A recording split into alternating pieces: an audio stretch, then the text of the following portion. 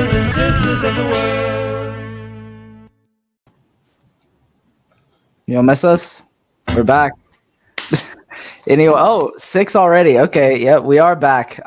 What's up, guys? Back at it again, Brothers World Podcast. You know what it is. I forgot how to do intros. I'm very rusty. It's been like over a month since I've been on, so I'm excited to be back. We've got Ian, we've got Dave. It's gonna be a fun episode. I'll start from my left over here. Okay, yeah. So that's my left. Start with you, Ian. What's up? How's it going? How's your summer been? You know, all that good stuff. Yeah, nothing much. I mean, there was Rome, which we covered last episode with Christo and Dave, and that's pretty much it. I've been writing my diploma away. I get that. Anything to avoid some of the bad news recently, I'm sure. So Yes. yeah, we'll get to that. We have no choice but to talk about that. I know you guys jinxed it for us last time on. So, Dave, how are we feeling? Is it panic mode in the last day of July, or are we still good? What's up? Oh no, not at all, man. I'm feeling good. Of course, had you asked me that question last Monday, it would have been completely different. The answer you'll be getting, but right now it seems like things are actually settling down. And our biggest fear, which was Skriniar leaving, it looks less and less likely of happening. I'm never gonna say it's not happening because I can't trust those guys. But based on the news, I'm seeing more renewal news as opposed to sale news.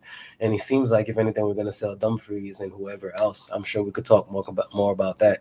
So I guess all these things, based on in comparison to where we were last week, it's telling me that no, I'm not. It's not in panic mode. If anything, I'm getting excited and anxious about the season because yesterday I was watching Liverpool and Man City, which was the first official competitive match of the season. So that means we're definitely here. Next week is the EPL, and then in 2 weeks we're here. So yeah, if anything, I'm just excited. 2 weeks. That doesn't sound real. I mean, I know it's pushed up because of World Cup and all, but still, like, I still feel like I'm recovering from last season. I mean, it's been. Did the season end in May? It ended in May, right? So Yeah. we've had 1 full month, pushing 2 full months off, and I still feel like it just ended the other day. Like DeMarco's still crying on the pitch or something. I don't know, but it's crazy. 2 weeks. Where do we want to start then? I'll put it to the group. Do we want to start with the rumors? I guess we'll start there, because that's where I want to start. So we'll talk about that. Yeah, I mean, y'all came on the day before Dybala Bremer. Double catastrophe happened. Ian saved his mental health by leaving Twitter a while back. That's one of the days that I know you definitely don't miss, those kinds of days. Dave and I, we suffered through it. I think I tried to put my phone on Do Not Disturb for a while. But yeah, I mean, big disappointments, but I think it's things that we saw coming because of other decisions. At least is how I feel. Like, we brought in Lukaku, and you had your big 2 journalists in DeMarzio and other guy. Pedula? Yes, Pedula. Yes. So you had those 2 guys, one saying it's both, one saying it's one or the other. One of them was going to be right. It was one or the other. Then you had the same kind of thing going on. It was Bremer. Is it going to be either him or Skriniar, or can you have both? You know, I think saying that you can get both gets the clicks, gets the traction, and they got everybody. I think everybody was hoping for that, and reality hit. That's how I see it. I don't. Do you guys agree? Or do we just get too gung ho about these things? Personally, I don't think. I think it's 2 different things. First, let's talk about Dybala. I agree with you 100%. If we think back at it, we could definitely see signs that we were not going to sign him unless it was a situation that we're done cleaning up our squad and then he's still left on the market and nobody's signed him. You know, the minute we signed Lukaku, the reports were changing drastically. It was Dybala was being reported as a done deal to Inter. Now all of a sudden it was about us taking a pause, and then that went from that to we need to clear off some space. Maybe we're gonna sell Deco and or Correa, and then we went from that to maybe we're just gonna move Sanchez and replace Sanchez with him. You know, all in the middle of all of that, Beppe came out and said that we're not interested in Dybala. The attack is set. Inzaghi came out and said the same thing. So we had signs that Dybala was not happening. Of course, I was one of those fans. I chose to believe that there was still an off chance because, hey, why not? It's fun, and who would not want an extra player like that? So I'll lift my hand. I did believe that, but when I thought back, they told us that it wasn't happening. We just chose to believe some journalists instead. Now Bremer is a whole different situation for me because Bremer is a major embarrassment for me as a fan, and of course I'll say for the club because if you consider Juve your biggest rivals, you cannot have them come and hijack a deal that you've been working on for 7 months in the space of 2-3 days. They kind of bullied us in a way, and that was embarrassing. Um, and to find out that the minute that we saw that Juve came, were really interested, that's when we wanted to make the offer. We offered 30 mil plus Casa Day or bonuses and whatnot, and we didn't sell anybody. So that means that money was always there, or whatever the case was. We could have closed the deal before De Ligt threw his low temper tantrum and wanted to leave, which caused Juve to have to sell him in a rush instead of holding out for 100 mil, which was what they first wanted. They all of the sudden, all this happened in the space of a weekend. All of the sudden on Friday, Juve were like holding out for their release clause or at least 100 mil. On Saturday, we heard that they're accepting 80 mil, and then on Sunday they were interested in Bremer. So it all happened so fast. In that situation, it was pretty embarrassing, and not only that, it caused us to be in a situation where we lost the leverage because that was the only leverage that we had, at least in my end. Bremer is a great defender, reigning best defender of the league. If you're gonna replace Skriniar by a guy, to me that was gonna be that guy. And the minute that we miss out on that, to me it's like, okay, I don't want to hear anything about selling Skriniar. That's all fine and dandy, but we also know that we're in a position that we need money. So we lost all of our leverage, and I don't know. I was very, very pissed about Bremer. So I had different reactions to Dybala and Bremer. Bremer, I'll admit it, that was a big L for me. Dybala, it was more like, okay, whatever. Yeah. I mean, that is the bigger one because you're talking about a younger guy, someone who has, what everyone assumes like his best days ahead of him. I guess that still has to be proved. I mean, it is a big L. I'll take it too. I think that's the biggest L the podcast has had since thinking Lukaku would stay, or me thinking that Conte would stay. I guess this isn't as big an L as those, but it still stings. But if you keep Skriniar, I think that's a good deal. I just worry now if you keep De Vrij at the center of this defense. I don't think he's shown in the preseason that he is any better than he was last season. And if that's true and we still try to play a high line, which was what Bremer was going to be brought in to be able to do, I worry that this defense may have a tough time. I wonder if maybe you sell De Vrij, as it's been talked about a lot. I don't know who is interested at this point, if anyone is. So that's a big issue there. Because, I mean, if nobody wants him, you're stuck with him. So, I mean, if we're stuck with this guy, he's going to play at the center of the defense. That's his position. But if you can get him out, maybe move Skriniar to the center of defense, bring in somebody on the right. That's kind of where, I don't know, I would go with it if I had the keys and I had whatever money that we don't have. But, yeah. Ian, what do you think? What do you think the state of the defense is going to be now that, Bremer's off the market, not going to enter? We've seen Milinkovic from Fiorentina linked, Nikola Milinkovic. I mean, just overall defense, do you think it's going to be okay this season? Because I'm starting to get a little worried. I think now that Bremer is gone, Skriniar stays. The question is who gets placed on the transfer list next. Because let's say you place De Vrij there, you sell De Vrij, who are you going to sell him for? For how much? who's the replacement? Yeah, like you said, Milenkovic has been brought up as a potential replacement. I personally don't see it happening. I don't know who would want De Vrij, who has been on the decline, and he's been hitting the years where realistically you should be getting better as a defender. All those years of experience, but that's just me. We heard that Dumfries is apparently being courted by Chelsea for 40 odd million. And then what do you do with the right back situation, right wing back? I've heard Odriozola is being offered to us by his agent. Yeah, it's not looking good. I agree. It would be realistic because it would likely be a loan. It would be for Yeah. Real Madrid, who apparently we have great relations with. Yeah. No, I definitely believe that if we want him, we can definitely get him because he was on loan at Fiorentina last year. So and he's definitely not good enough for Real Madrid. So they would be more than happy to get him off their wage bill at least, since they can't sell him.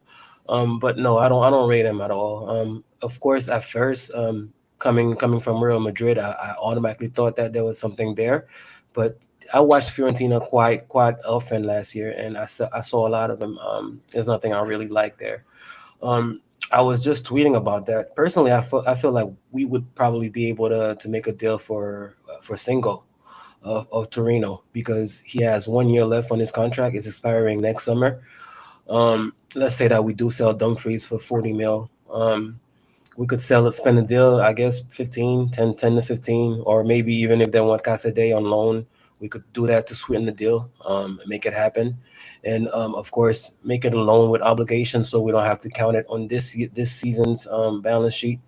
So all in all, Swooning would be getting their 60 mil, or that would be 40 mil from Dumfries, plus Pinamonti's being sold, plus whoever else. So technically, I'm not a finance guy, but it seems to be adding up without having to sell the likes of Skriniar, and we'll still be bringing in a younger player than Dumfries and a guy that I feel has potential to be even better than him, I believe, as a right wing back. That's just how I feel about it. But I would have no qualms at all losing Dumfries, especially when we spent all summer sweating over Skriniar. I guess that kind of made us a little more humble. Like, yo, listen, after I had to emotionally prepare myself to lose Skriniar, the fact that he's probably looking like he's going to stay right now, I'm so thankful for him. I'm so thankful for having him that, listen, I'll sell whoever else. Yeah, maybe that was part of the plan. We're gonna act like we're gonna sell Skriniar so everyone's happy when he stays and we sell someone else.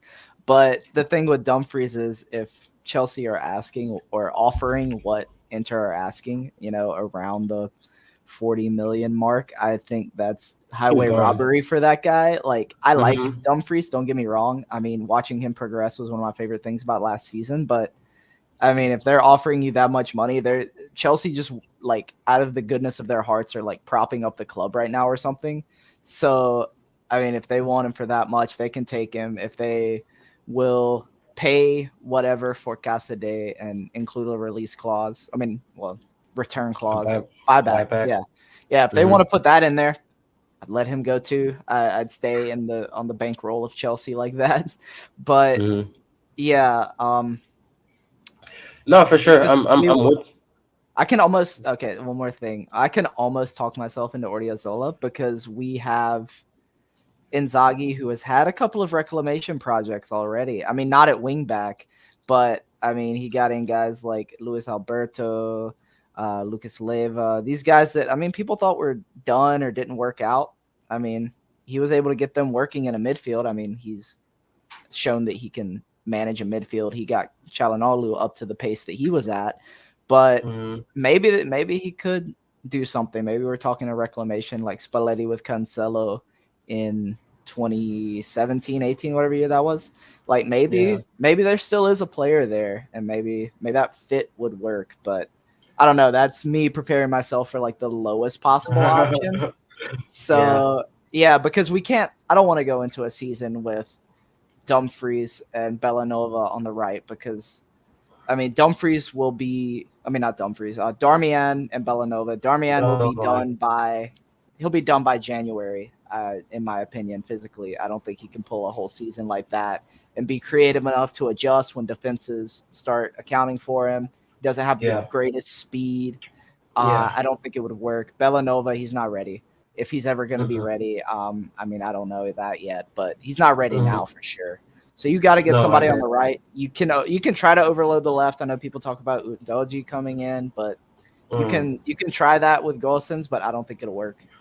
So there's a Mhm. lot of paradoxes going on with this team Yeah, based on who you buy. yeah, it seems like it's a lot of options. There are a lot of ways we can go. Um, I agree. We bought Dumfries for what, 15 last summer. To turn around and sell him for 40 the next summer is something that I don't know, is we can't pass up on that. And of course, I saw talks of keep holding on to him, especially after the World Cup. Maybe we can sell him for higher. That's not a risk I'm willing to take, especially if Zong is indeed pressuring the directors to raise that money right away, as opposed to waiting till June 23rd. That's the 40 for Dumfries, and again, I'm not with you on that one on Casadei yet, Mike, because I don't wanna have another Zaniolo situation. I want us to at least have a good look at him, either in our squad or on loan elsewhere, before we could decide, okay, we're gonna let go of him or whatnot. Um, when teams like Arsenal, Chelsea, Bayern are interested in a young player that hasn't even played a minute, I think that should tell you, wait, I have something special there, then I should keep it. So for the money situation, if we send Dumfries to Chelsea for 40, Pinamonti is going to be thereabouts 20, and whoever else where we're supposed to sell, we should be able to raise the money without having to sell Casa Day.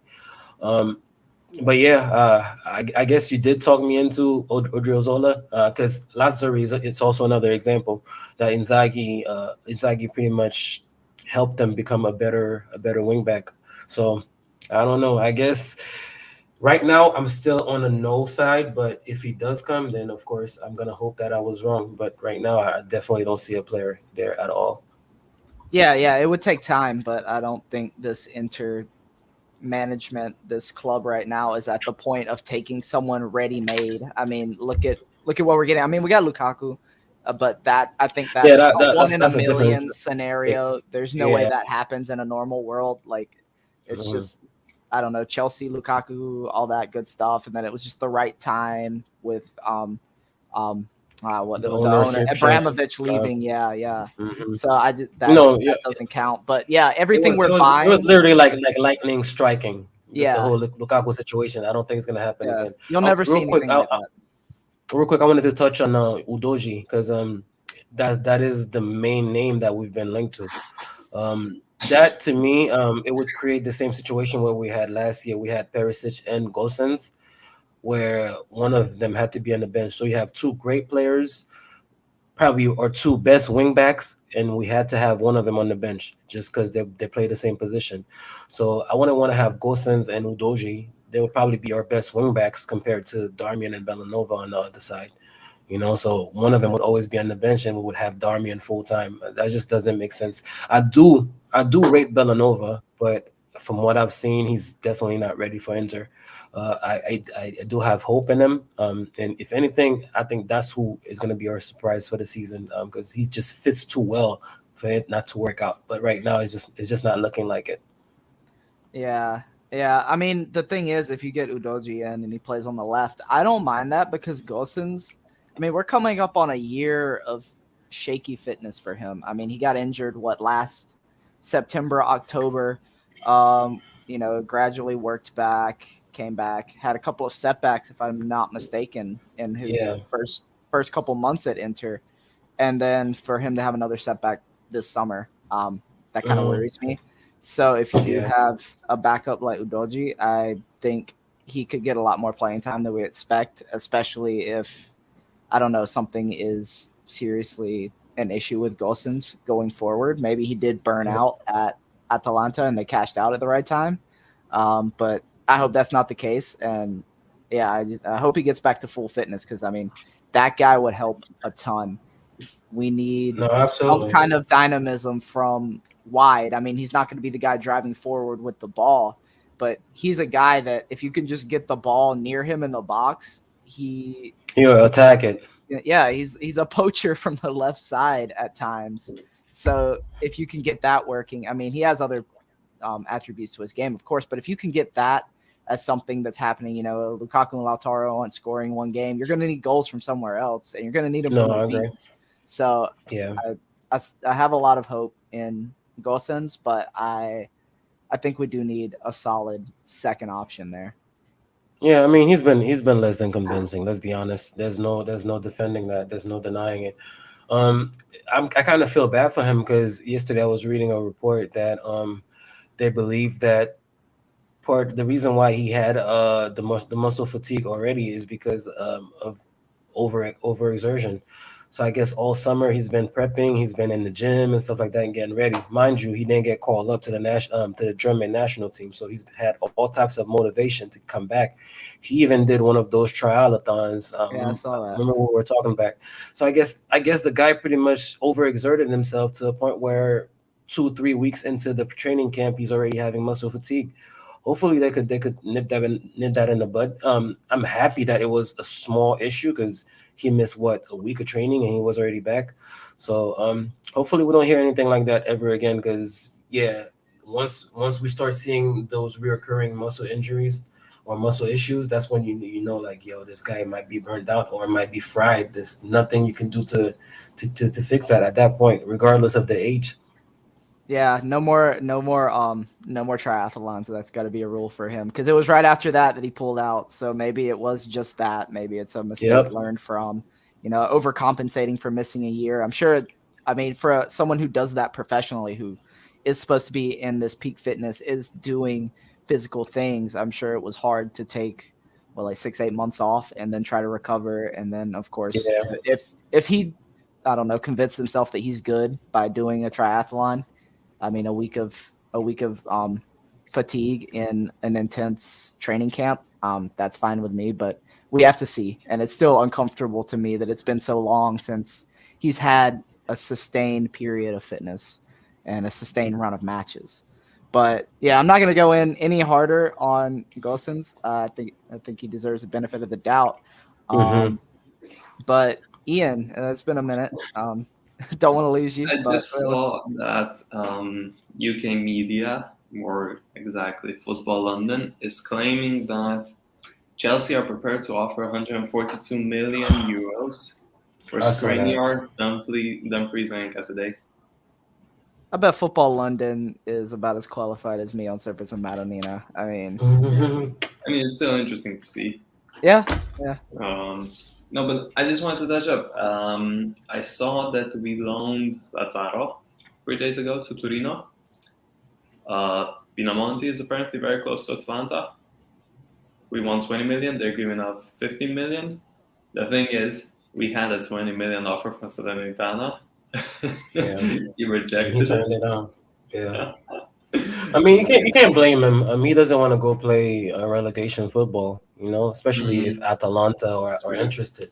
Yeah, I mean that are going to be fighting for top 4. I mean, the teams apparently that are on the run for him are Monza, Atalanta, and Salernitana. I mean, look at his CV up to this point for Pinamonti. It's Frosinone, it's Empoli, it's Genoa. Yeah, like he wants that bigger step. I see why he didn't take the Salernitana deal or a Monza deal. He doesn't think he has anything more to prove at that level. He wants Europe. And I feel like he deserves it as well. Because you never know what kind of player he really is until you put him around better players that are creating chances for him and stuff. Because it's not like we've seen that he's missing sitters at Empoli or he's having bad games. It's just that most of the time he's probably one of their best players, So we want to. I guess he wants to be on a team where he's just there to finish chances, and Atalanta would make perfect sense for him. Can you believe we've been talking about this guy for 6 years, Pinamonti? I remember already? It was about 2016. I remember him coming around. Yeah. And my God! Where he debuted and like gives the crest of the club and things like that. I still remember that in the Coppa Italia. I remember now. That's the thing is with him, right? he only had 4 full seasons in Serie A. One was with us in the 2021 season, 8 appearances, 1 goal. One was at Frosinone, 27 appearances, 5 goals. One was at Genoa, 32 appearances, 5 goals. And one was at Empoli, 36 and 13. What it's do they progress. see in him? What do they see in him? I exactly don't know, since he only hit double digits one time. But like, speaking of it, he is only 23. And the thing is, we seem to see something in him as well, because all the reports are saying that we keep demanding a buyback for him as well. Mhm. I don't that boggles my mind. If a deal falls through because of that, I'll be very pissed, because this guy doesn't have a Apparently, future at Inter. yeah, So I thought- just I let thought him go Antonio nicely. was- Yeah, I don't think Inter want to get burned again like Zaniolo. I think we were talking about that before we started, in regards to Casa Day. But yeah, if you have a buyback, I know there was only a sell-on fee on Zaniolo for Inter, which I mean, I Yeah, think 15%. yeah, I mean, it would be nice if someone would cash in on him so we could get a little bit of that back. But Yeah. I don't think you're going to see Inter let anyone under the age of like 25 go without a buyback Let's at go. this point. Zaniolo to Juventus. Who says no? Juventus, maybe. Yeah, that was catching a lot of heat at some point, and then it just went cold. I don't understand what happened. Now he's being linked to Spurs, so I don't know. I'm very, well. I'm not gonna say I'm very confident. Well, I'd be surprised. Let's just say that I'd be surprised if he wasn't sold this summer, because to me, him and Dybala, they play the same role. So they just signed Dybala. I'm sure they would want to cash in, want some cash coming in, get some more players to complete the squad, because they're building something over there. They're not anything for us to be scared about quite yet. But as far as top 4 goes, they're definitely a top 4 squad now for me. Yeah, I saw today, I think it was today, that there's some betting odds out for Serie A. I mean, there probably were betting odds out for this upcoming season, like the day after this past season ended, but they still have Inter. Yeah, it was Bonetti posted. I didn't see who it was, but still some have Inter as favorites. I don't know how I feel about that. We're still 2 weeks out from the season, so I think talking favorites and all that is still kind of far-fetched, but I don't know. With the way that the summer's gone, it's surprising to still see, even bookies have faith in Inter right now. I mean, the thing is, I don't think. Let me address that. I don't think we've had a disastrous summer by any stretch of the imagination. Let's do a quick little recap. I feel like because the embarrassment of Dybala and Bremer is so fresh, that's why everybody's been doom and gloom. Last year we finished 2 points off the title, and we've gone and fixed everything that was wrong with that team last year. We needed a pacey striker because Deco was dead. We brought back Lukaku. We needed decent backups for Brozo and Hakan, especially a creative backup, because we never had a creative backup for Hakan. We brought in Aslani and Mkhitaryan. We needed a goalkeeper because Handanovic is finished, and we brought in Onana. That's a guy that we need to talk about a little more too, because he was very good yesterday. I wanted to give him some credit. So yeah, I feel like we've gone and done everything that we wanted. Of course, we missed out on Bremer. Of course, we missed out on Dybala. Those were things that, to me, were gonna be icing on the cake, especially Dybala. And Bremer was just gonna be like a swap with Skriniar. The fact that we missed out on Bremer and we kept Skriniar, to me, that's an upgrade, because Skriniar is still better than Bremer. So I feel like we improved on last year. So based on that, I'm okay with them having us as bookies. Although I would rather having us 4th or 5th, so I can have my whole underdog agenda going on. But realistically, in my heart of hearts, I like our chances. I know it as a fan, and yeah, I guess the bookies caught on to that. Speaking of Juve as well, they have Juve second. I don't know if they took everything into consideration. They took everything into account, because they have Pogba, their big signing, who's probably going to be out until at least November, according to the rumors. McKennie, dislocated shoulder. right? Yeah. Well, McKennie dislocated I saw shoulder Pogba maybe out until like till 2023. 23. Yeah. Yeah. January. No, I said November to be conservative because I did see that they're looking at different options. There's an option that could be no surgery. He would come back quicker, but he would be at risk of re-injuring it. Yeah. Whereas if he does the actual injury, the surgery, and repairs the meniscus, he'll be fine. But it's gonna take him longer. So he's probably gonna be out. Let's say November. Chiesa coming back from an ACL. He's probably not going to hit form till 2023. McKennie, I saw 3-4 months talking about Plus, what they call dislocated shoulder. I don't know if it's going to be that long, but I saw that as well. So Juve are having issues of their own, and it looks like they're going to be poised for a slow start. Milan, you got to give them credit because they're the champions. I don't know why they don't have him any higher because they haven't lost. I guess they did lose Kessier, but it seems like other than that, they've been having a cool little mercado. They just got their main target, CDK. I'm not even gonna try to pronounce his name. You guys yeah, I know what was I'm talking wondering about. if you were because I'm not trying it either. You, So you know me better than that. I'm not gonna embarrass myself. So yeah, CDK, they got him. Who else? They brought Vega, The who's a Belgian who's a guy. guy that they're like, yeah, that's what I'm talking about. Yeah. yeah, Um, Pobega and then This Adley. guy. Adley is a guy Yeah. that I actually like. I've seen him quite a lot. He looks like there's something there. So yeah, they've been quietly adding little players, even though they did miss out on Botman, and it looks like they're gonna miss out on Renato. It still looks to me that they're strengthening. So I would have him higher. I would have him even higher than Juve. So yeah, I'm okay with the odds. What do you guys think? yeah. I mean, it's all speculative, especially this far out. Like Mattia said, I need to get to the comments, but I promise I'll get to that. Oh yeah, the comments. Yeah, well, we just have a lot to talk about. We'll get to it in due time. Everyone, if you're there, please just be patient. But Mattia, he said that you can't start predictions before the transfer market ends. I think that's a very good assessment. I don't like doing it until a couple of matches in, even.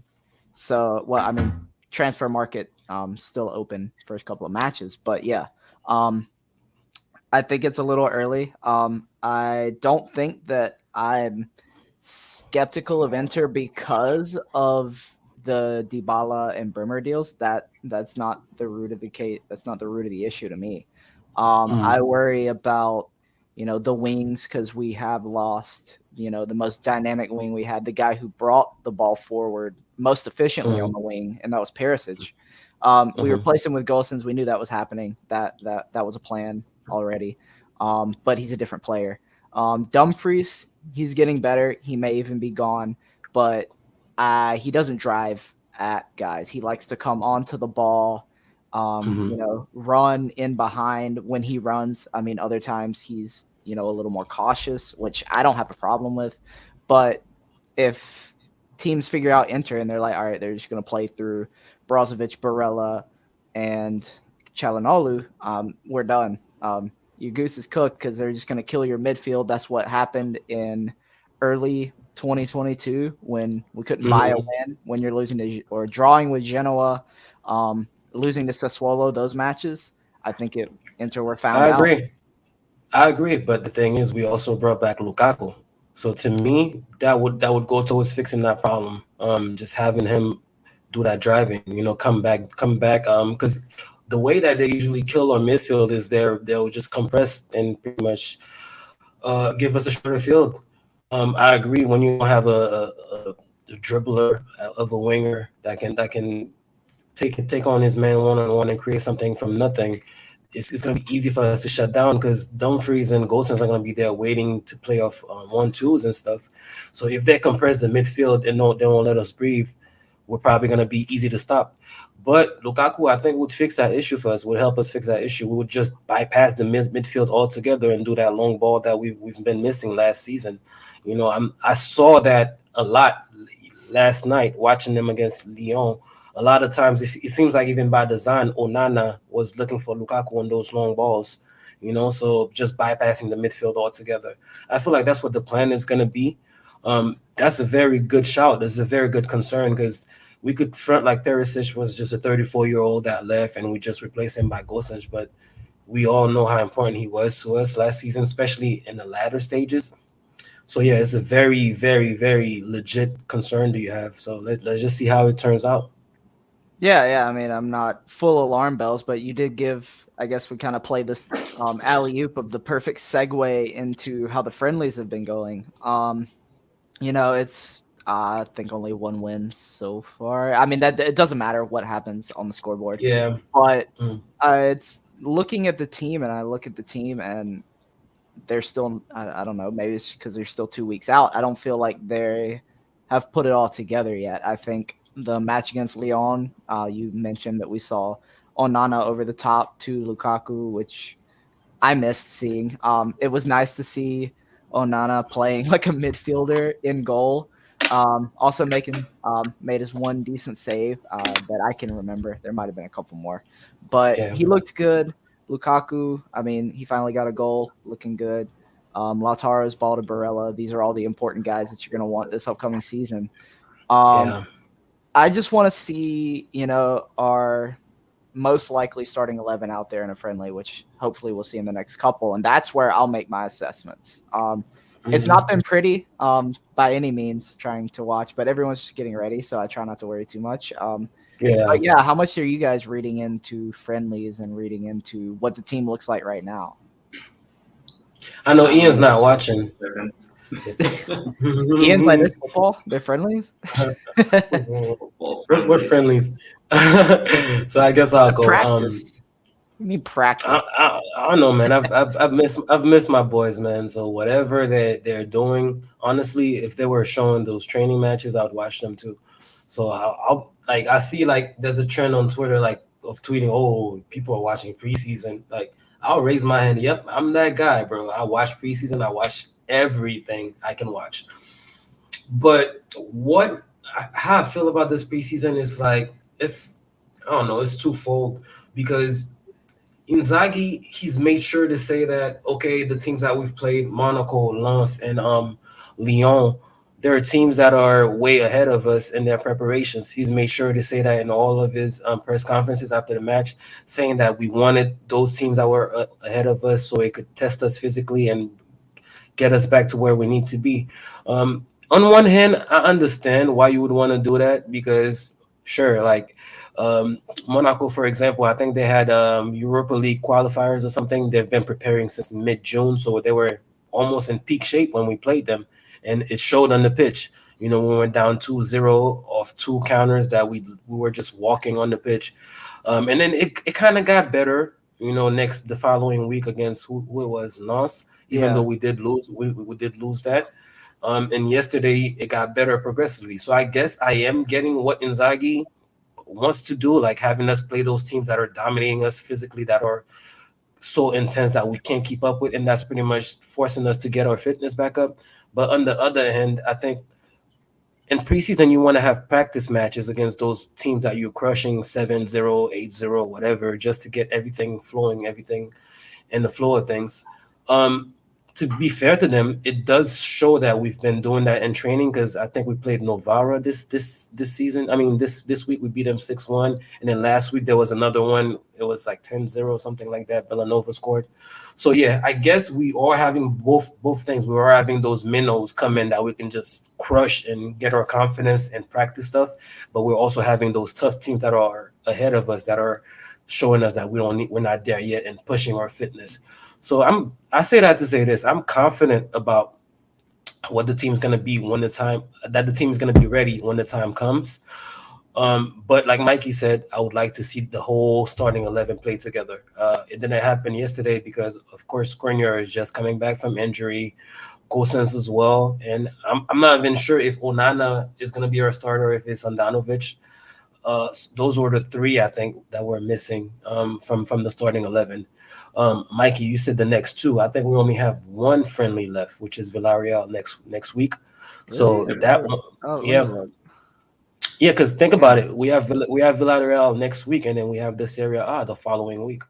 yeah, that is True. And another thing about this preseason to me, yeah, Leche's first match of the season, August 13th. God, 2 weeks Mhm. exactly from today. Yeah, Time of bro. recording. It's here, bro. It's here.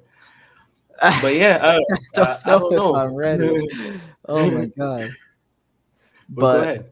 oh yeah, the only thing I don't know, I lost my train of thought. About the Um preseason you were saying. oh yeah, this is the first real preseason that we've had since pre-COVID, honestly. Like I mean 2020, like we were starving to like try to watch it was like Pro Vercelli or somebody in the 2020-21 beginning of the season. I And we didn't remember. play anybody much, bigger than that.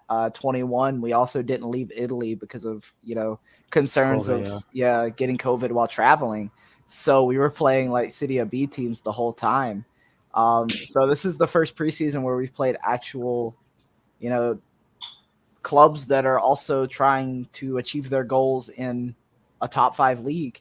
So I guess it kind of, I don't know, at least for me, it was a little jarring at first because I got used to the other preseasons that were just kind of vibes, but I also see what I see I Yeah, see what they want, like yeah. playing No, still your that's a training games and very all that. very good point. Very good point. It's been a proper preseason. We've been busting our asses. It hasn't been an exhibition match because those guys that are over in the US and stuff like that, we see those matches are not as intense, they're not as serious because they're more on it's more marketing for them. But the fact that we got to stay home, I feel like it's something that's gonna benefit us. It was almost like a retiro type of thing, and instead of going on tour like you're a star doing autographs, doing picture sessions. I'm talking about Chelsea because that's who I saw doing all of that, and even some fans were complaining about that. And it looks like they're not going to be ready because the Premier League starts next week, and they're still chasing 5-6 more players. Chelsea are so, you know, very good point, Mikey. Very good point. It's been a proper preseason because we've been busting our asses every single match I've seen, and every Yeah, single match that Ian hasn't seen. leave him I be. mean, can you blame me? No, The no, bro. results have been I'm just I pulling said atrocious. your. I'm a I'm just busy pulling man. your. I'm a The busy man doing opposition my has been busy man atrocious. things. We played If it don't Lugano, count, Monaco, Lens, and Lyon, and now we're gonna play Villarreal. I mean, come on, Are you at least gonna try to watch Villarreal? no. he's not watching it. Nah. It's on the 6th of August, which is next Saturday at 8:30 for Yeah, me. Yeah. it's probably gonna be Any Premier League. normal person is not home at 8:30 p.m. on a Saturday night. Damn, I'm getting owned here. You can watch it during the day. I'm gonna go out and do God knows what. I got into Dungeons and Dragons. Maybe we'll do that. Lord. Um, Hey, listen, it's your last week off, so you better. That's the last time you get to not watch Enter. So we'll let you slide because we got a Thank you. pod to do. So yeah, come you in, come come in, suffer come with the rest of us after that, though. after And that. now, Yep, and no then we choice. start the season off with Lecce away. That should be Yeah, a our first month is pretty soft, I think, right? What are our first 4 matches? So on the oh 13th it's Lecce. On the 20th it's Spezia home. On the 26th is Lazio away. On the 30th, which is 4 days later, it's Cremonese home. And then on the 3rd, which is again 4 or 5 days later, it's Milan away. Damn. And no, then it's they're hitting us Torino quick. after 1 week. I'm used to the first derby Well, the being first in like October. well, the first four out of the first four, we play two promotion sides and one that was in a relegation battle last year. So Lecce, Spezia, Lazio, Cremonese. yeah, Lazio is the only one that we're really got to worry about. But the fact that you did mention that a couple of them were like 3 days after each other or 4 days, So I from guess. the 26th of August, it gets to, okay, so on the 26th, it's Lazio. On the 30th, it's Cremonese. Then I think, does August have 31 days? Yeah. Yeah. All right, so then 5 days later, there's No, wait. Milan. August is 30 days because July is 31 days. July Nope, and they're both August both have 31. 31. Oh, Yeah. yeah, I'm my knuckle thing. Yeah. Yeah.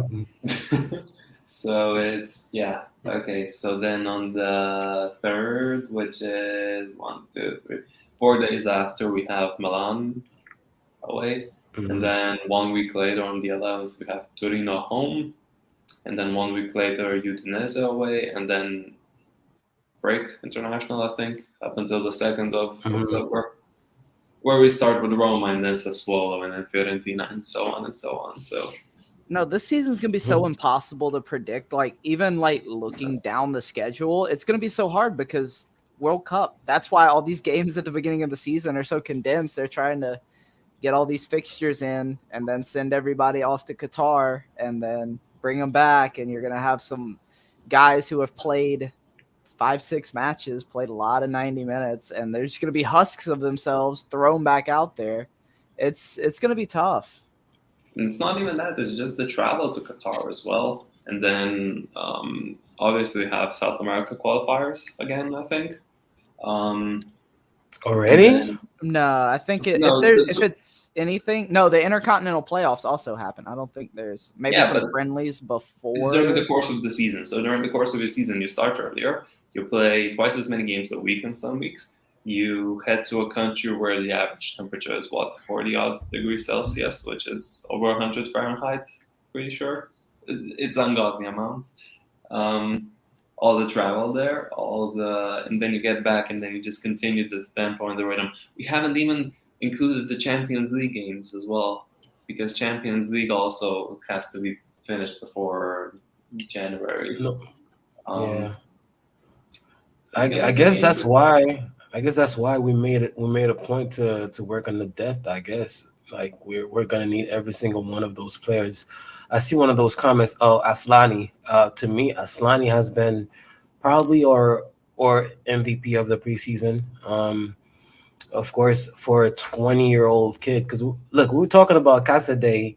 Casadei is 19, so Aslani is literally a year older than him, and he's already playing probably the most responsible position in the team because Brozo's role, what he does, where he receives the ball, and if he makes a mistake, we can lose the ball right in front of the goalie, stuff like that. To have a young kid come and take that responsibility and play so well, he looks well beyond his years, And to me, that's a player that if he continues to improve by mid-season, we're gonna have an issue because we're gonna need to find a spot for him in the starting 11. That's how much I rate him because everybody's raving about him. Everybody talks about his work ethic, his how he's eager to learn. Lukaku's already taken him under his wing, so I feel like this kid could be it. So yeah, Balkan Warrior, very good shout. I agree with you. Aslani, I'm excited for him as well.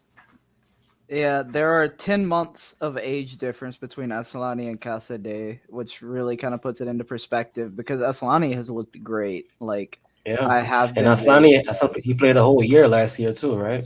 Yeah, yeah, that was his first season of senior football.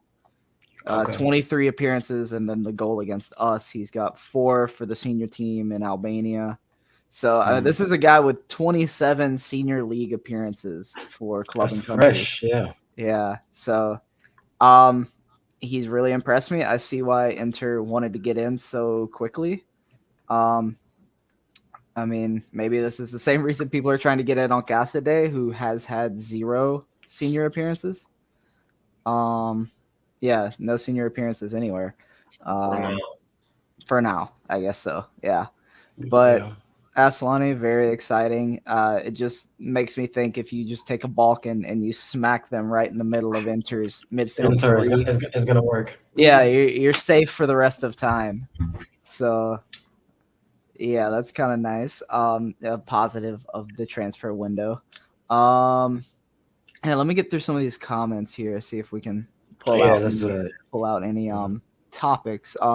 Let's see. Dieter here. He said hi, and he said he had a rough day. Had to go to a funeral. Sorry for your loss. Thanks for letting us keep you company. Hope it helps. I Yeah, know it's not we're easy sorry for. for your loss, Dieter. Dieter is definitely one of those guys that he's constantly tweeting our episodes and giving us shout outs. So we really appreciate that, Dieter. we're sorry for your loss and hope we were able to entertain you and keep your mind off of it at least for now. Yeah. Yeah, keep your you keep us as company, a little bit of background noise, a little bit of hopefully something fun, something funny, something interesting. Some bad takes. Yeah, something to laugh at later.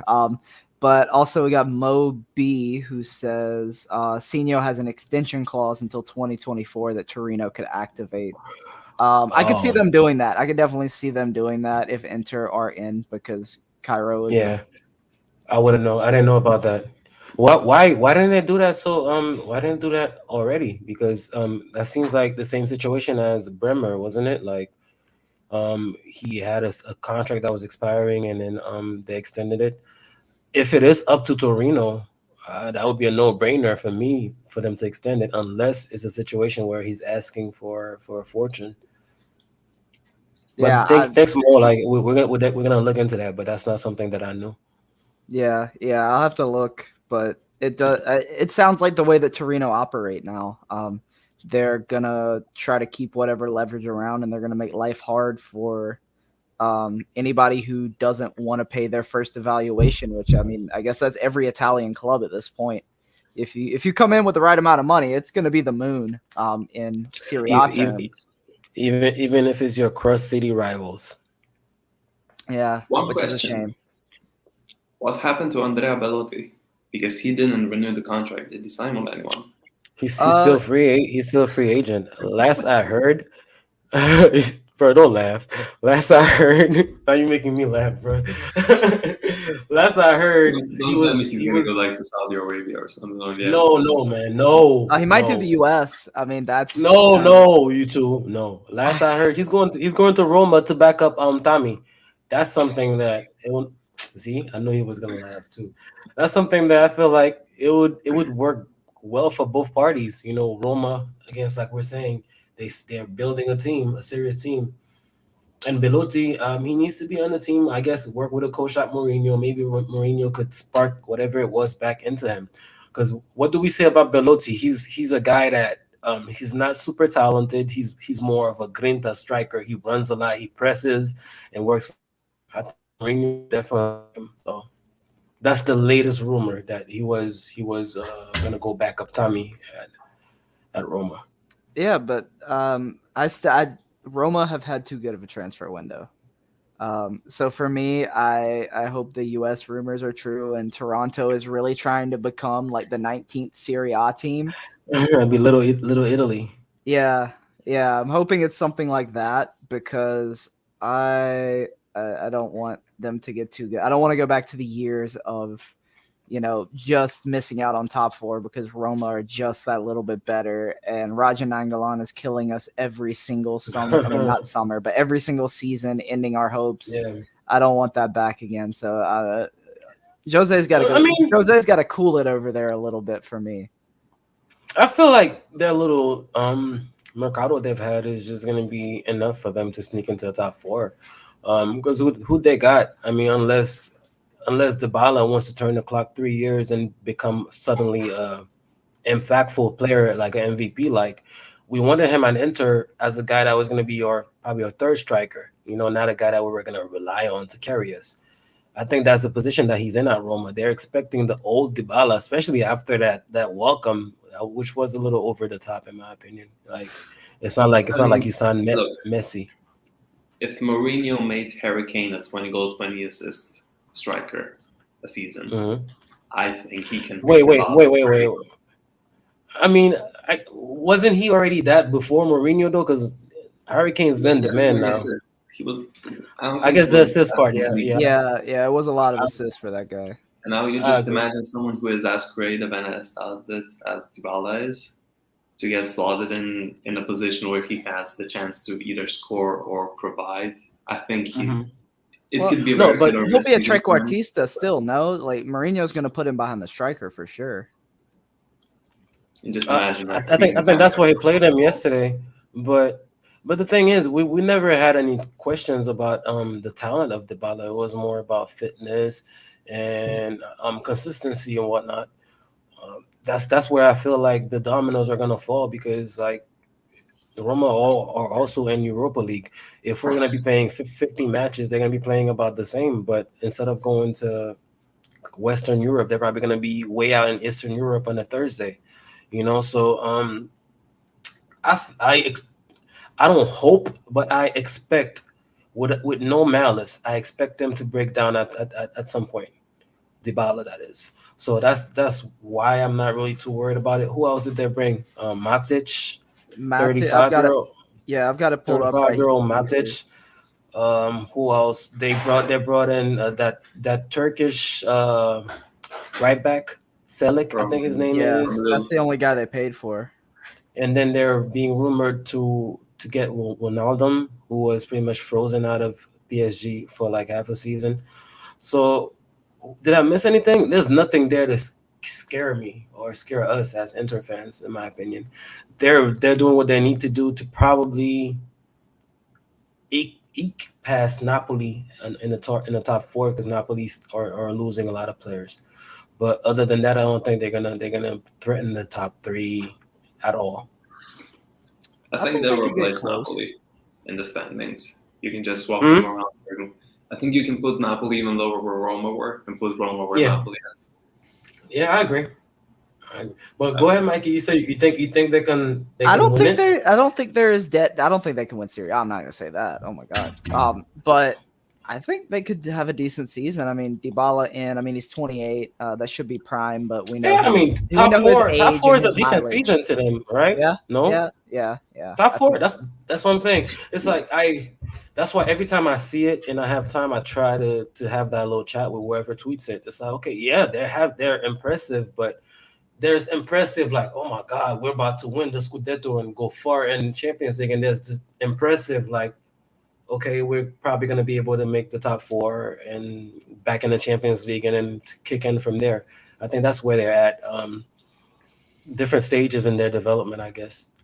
yeah. And Matic we, is only and you 30. notice I wouldn't even talk about that defense, right? Like who they have Mancini, Ibanez, and Kumbula. They're playing. That's their back three right now. Yeah. I Mhm. think I don't know what they're playing with right now, but I know that those are the guys that were there last season, and they have not signed anyone other Smalling, than I forgot Smalling. Mhm. yeah, Smalling as well. The only, I mean, they brought in Zeki Celik, but he's a right back, the guy from Lille. Um, Mhm. yeah, not as impressive. I guess their PR is just going crazy because I've been a little worried, but yeah, looking at it, I mean, Yeah, they caught you. I guess you got impressed by that Dybala announcement. That was like yeah, they got me. You know what? that's why I didn't even tweet about it. Or I'm not even commenting about it too much because I know that the fact that we were linked to him. Anything we say about that presentation, we're gonna be haters. We're gonna be bitter and all of that. But come on now, man. Like that was a little over the top. You would have thought they won the Scudetto. That looked like a Scudetto parade. Well, I mean, it's Roma. Like, I mean, I there's a lot of excitement in the city right now. I mean, they won the smallest European Cup you can win, but it's a European Cup. That's the most success that city has had in football, at least on that side of the city, in a long time. I mean, you can think back to like the Yeah, remontada I over guess. Barca, I but guess. I like guess I'll get off their back, bro. I'll let them have it. I said my they're piece. starving. They're starving out there, man. All I'll say is this regarding Roma. Second year Mourinho seems to be a thing because, hold on, in his second year at Porto, he won the Champions League. In his second year at Chelsea, the first stint, he won the league. At his second year with us, he won the treble. Treble. In his second year with Madrid, he won the title against that Barcelona team for the first time in 4 years. In his second year, in his return to Chelsea, he won the league. In his second year at United, he himself said that was his greatest achievement ever, finishing second with that United team. And they won the Europa too that year, I think, right? The year before. Yeah, that was his first Oh. year there, I think. But the thing So is, if he Mourinho domestic No, double. Who says no, I no? agree. I feel like he's gonna win something. He's gonna win something. I would be comfortable. Well, I guess we have to wait to see what teams fall out from the Champions League. I would be comfortable saying that there should be a favorites for the Europa League. But yeah, you're spot on. Year two Mourinho is definitely something, and year three is usually a disaster. Because that's when the players get tired of him and his antics and stuff like that. But year two is usually something. So good shout. Let's see. Let's see what Magic is gonna be, but I don't think it's gonna touch us in the Scudetto race. Maybe they could win a Copa or make a Europa League run, but as far as the Scudetto, I think it's a three horse race. It's us, Milan, and Juve. Fair enough. I mean, if he were to win the Serie A with this Roma side, this would be more impressive than like his Porto Champions League, more impressive than his Inter treble. That would be the biggest accomplishment of his career because I think that cements him as the GOAT. yeah, I mean that may be a discussion we have to have. He may make us have that discussion. I hope not, and I don't think it's likely, but it's possible. Yeah, I don't see it. I don't see it at all. Wait, I see the comments are jumping. Let's push Yeah. some more Visit of the that back comments. in 6 months. But we also have it seems like a consensus where, um, selling Dumfries is fine. Moby, Dieter, talking about Sino as someone to come in for Dumfries. Mhm. Um, yeah, I mean, if you sell Dumfries, even if you have to sell Casadei, if you keep Skriniar, that's a win. I mean, we've sold Skriniar at least like 5 times this summer. I think everyone's gone through the mental gymnastics of that, which isn't the most fun thing. But if he stays, I mean, that's an accomplishment. I think we've come to an agreement on here and in our comments. But what else do we have? Dieter asking if we're gonna make a fantasy Serie A league. We've done that in the past. We can talk and we can get on that. We'll just have to see who's gonna run what. But Mhm. hey, we can get that going. I I think Perisnich he does one every year because I Yeah, was part of his like a couple of years ago. I was pretty happy. yeah. He has a huge one. I'm usually in that every year, but this year or this past season, I think I quit after like November. Yeah, I I made a usually make mistake. it the whole season, but I didn't make it last season. Yeah, I lasted the first 2 rounds, the first 2 game weeks. this That's guy. that's the only thing, it's like New Year's resolutions with those things. You're like, all right, this is the year that I keep up with Mhm. everything. My team's gonna be, I'm gonna have all 11 guys starting every week. No one, I'm not gonna like forget, and then like 2 guys are sold, another guy's injured for the rest of the season, and they're just sitting in the team. I don't even know my password at this point. Like you hit that, and That's Ian too. yeah. So we'll see what happens. But it could be But I fun. see I Yeah, see a couple comments from Mo. Mo is spitting. yeah. He brought up when Chelsea rejected Bayern's 80 million euro offer for Callum Hudson-Odoi. I remember that. So I guess That was real. that I don't even oh, remember that. oh no, that was legit. They really wanted him, and then that's when that was before he even played any matches for Chelsea. He was just so hyped up. But mind you, okay, he did tear his I mean not ACL, his Achilles, I think. So he never recovered from that.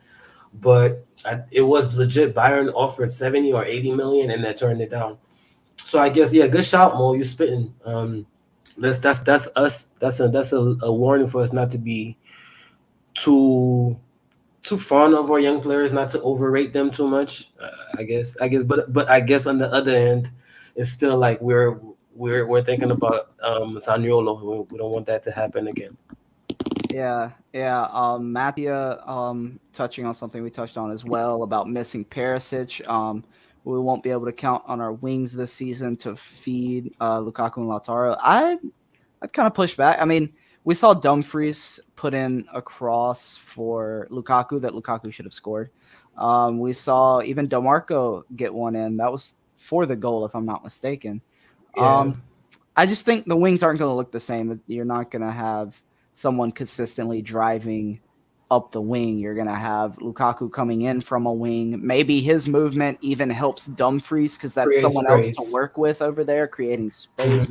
Mhm. Someone who can, get a touch in behind for the other guy. That's something that I could see happening. I mean, if you get Gosens in, there's goals there that make space in a different way, because you're going to have to be watching that guy consistently. Maybe somebody can, overlap out there somewhere, whether it's Bastoni or if it's someone from the midfield. There's still ways that it could work, but it's not going to look the same. It is 100% not going to look what it looked with Perisic. What else we got? Fern, what's up? Very regular comments. Are we back down to the bottom? Right after the comment you just read. Yeah, that's a curious case. Like, I don't think he's played a minute in the preseason. Yeah, Casa Day. Yeah, we rate him high. We don't want to sell him, but like, come on, let us see him. Let us see him. Plug him in next to the big players. See how he plays with them. See how he reacts. Like, we haven't gotten any of that. So yeah, another good shout, Mo. Yeah. I was expecting to see him. I mean, he was on the bench last match, but maybe we'll see him in the next couple. Maybe a little bit of a showcase to start a bidding war. I don't know. Again, there's no next couple. It's just one. Next one. Nah. And I guess that kind of plays a couple of halves. There you go. Good save. I guess that kind of. Hold on. Sorry. I guess that kind of goes back to your point, Mikey. We've had such a serious preseason. It's been about getting guys back into fitness, getting guys learning the system. It has been less about showcasing our talents, giving young guys a minute to play and stuff like that. So yeah, I guess that's probably why we haven't been playing Casa Day. I'm sorry, Ian. What were you saying? Can we go back to the comment below Fern? I think that guy made a great point. What, you? That Christo's not on? Mattia, you got Mattia to ask if Christo's banned. Christo banned himself because he goes out when he says that we're going to record at 4, and we're all like, yeah. And then he's like, all right, just kidding. I'm out. I just wanted y'all to do it for me. And I don't understand. And he's usually the one that sets the time, so it's... Hey, I mean, it works. He got us here. The little horse with the carrot in front of him, I guess. I mean, he got us. But we'll get him on, and we'll give him plenty of trouble because he gives us trouble when we can't do it. But then he doesn't show up. So I mean, it's P. Christo. What else? That's about it. Fern also pointing out that Carboni hasn't. Neither of the Carbonis, because are 2 of them. We haven't seen those guys in the preseason either. I remember seeing Valentin. He had that one shot in one of the preseason matches that was almost a goal. Okay. But other than that, I wonder why. Isn't the other one supposed to be gone to Cagliari? He's still with the squad. I see him in training pictures and everything. I guess it's not gone now. Let me look at Inter transfer mark. Maybe they somehow have a deal where he stays for the preseason, maybe. I've never heard of that, so I would doubt. Let's see, departures. Franco. I don't see him on the list. So he's still with the squad. I know he's with the squad. I saw like pictures. You know how they post training pictures. Yeah. I saw him. I'm like, what is he still doing there? But yeah, I guess they probably want to have. Can you imagine like go down to Serie? He's going down to Serie B, so I guess they want him to do like to finish the preseason with us, and then after that he could join them. Mo Bamba just said in the comments that he played for Cagliari today. Oh, he did. Okay, that's also. Well, it's not even in transfer mark because I mean I'm looking at departures unless this is not up to date. Control. Maybe because he's a Primavera player. No. Oh yeah. That's what it is. I don't think he ever got. Yeah, I don't think he got capped. So yeah, that is correct. That is correct. I'm just stupid. I can't read the internet. But yeah, hopefully he does well over there. I know it just caught my eye, Satriano to Empoli. I guess I'm going to have to watch Empoli this season because I'm still really high on that guy. But yeah, I think that's about it. I mean, we're hitting our usual time. We can wrap up here. We'll have another, I guess, after Villarreal, we'll have to do our, big fun, whatever season preview. Yeah, get all the cannons out, all the confetti, whatever, all the hot takes, all the takes I'm gonna regret in June. And Yeah, the hottest right off the oven. But yeah, any parting words? Anything y'all are looking forward to, and anything? Same thing for me as always, man. It's always amazing to me every time we post that we're coming on, and we have people come on with us, and they're always active in the comment, and they stay the whole time. It doesn't matter if it's 4 or 5 or if we got 20. I'm very grateful to all of you guys and for all of you guys, and thank you. You guys make the show fun, and you guys bring up a lot of points that we forget in the show as well. So thank you guys, and especially given the fact that it's summer and we haven't been as consistent. We appreciate it, guys, and it means a lot to us. Thank you. Yeah, we really appreciate it, and we're still around. We're not. No, we have no plans of going anywhere. I know it's. We haven't deactivated to Miss Malone Twitter. Yeah, no, we haven't. Hristo hasn't torn us all apart yet, so we're still good. Keyword yet. Yet. Nah. Everything's good behind the Never doubt the scenes. Macedonian. We'll still be around the season. We of course, we ratchet up during the season. We'll suffer live for everyone's entertainment. But it'll be fun. Yeah, thanks everybody. I've seen that a lot of. Don't forget the outro. Yeah, I'll get the outro. But I've just seen, like, I looked the other day, a lot of previously active Inter accounts for podcasts haven't been posting, and yeah, so we're the last game in town. We're the last game in town. I think it's us, Inter Worldwide, and Sharma. We're the only games in town. So we're top 3 by default, and we appreciate that. We still need to do the Cake Boss watch along before the season starts with John. Oh yeah. Oh what yeah. was that? I'm sorry, you were breaking up. Oh, okay. Go ahead again.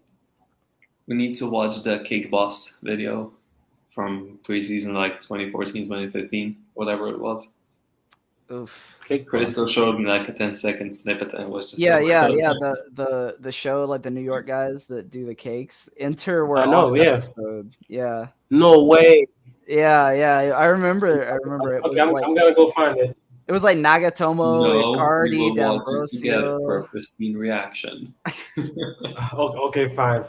They want your live reacts, but yeah, I think that's about everything. Oh, John, we'll get John back on. I now live in the same city as John. I got drinks with him. If you're listening to this, what's up, bro? Hey. Yeah, I owe him a drink. Still gotta thank him for our intro, but yeah, those are kind of our plans for the future. We'll get to them when we get to them. And thanks everyone. We'll see you all in the next one. Let me cue up the outro, and we are out. Peace.